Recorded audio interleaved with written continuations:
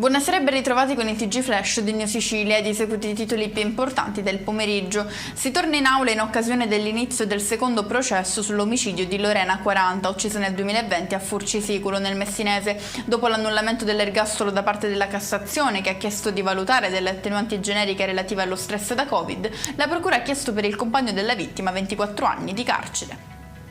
Finisce in manetta a Palermo un 14enne accusato di tentata rapina aggravata. Pare che il giovane abbia minacciato con un coltello un coetaneo intimandogli prima di entrare a scuola di cedergli la bicicletta. Decisivo il riconoscimento del colpevole tramite alcune foto trovate su TikTok.